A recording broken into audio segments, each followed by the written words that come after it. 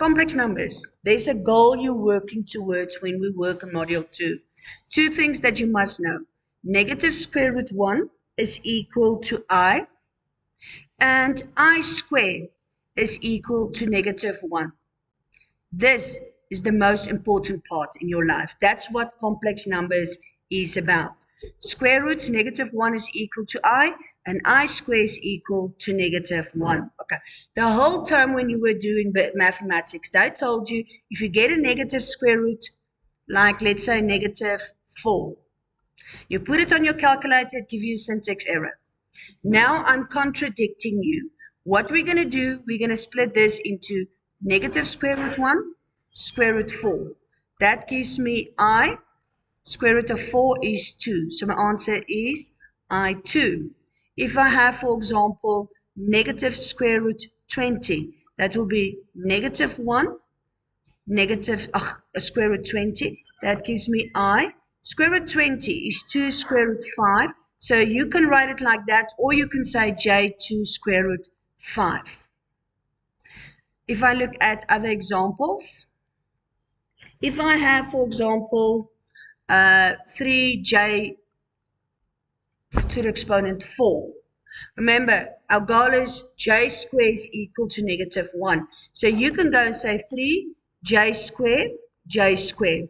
That gives me 3 multiply negative 1, negative 1. Negative and negative gives me a positive, so that means 3 multiply 1 is 3. Or you can go and say 3j to the exponent 4 means j squared multiply square.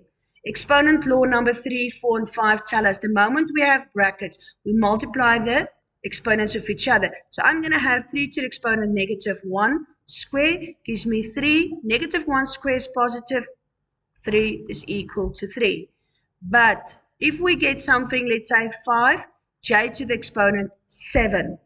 First thing, split uneven, even number. So make it 5, j6. So you have 5j, j6 will be j squared to the exponent 3.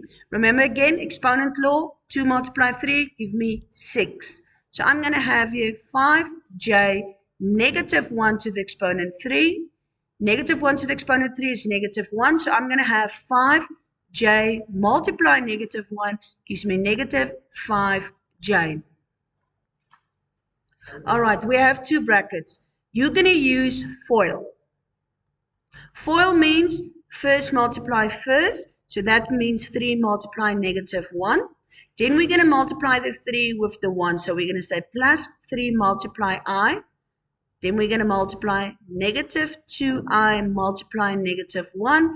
And then we're going to multiply negative 2i multiply I. So I'm going to have here negative 3 plus 3i plus 2i minus 2i squared.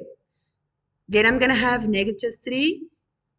3i plus 2i is like terms. So that means the variables is all the same. 3i plus 2i gives me 5i minus 2. But remember our goal. Negative I squared means negative 1. So I have here negative 3 plus 5i plus 2. So my final answer is negative 1 plus 5i.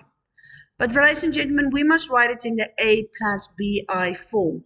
The a is your constant number.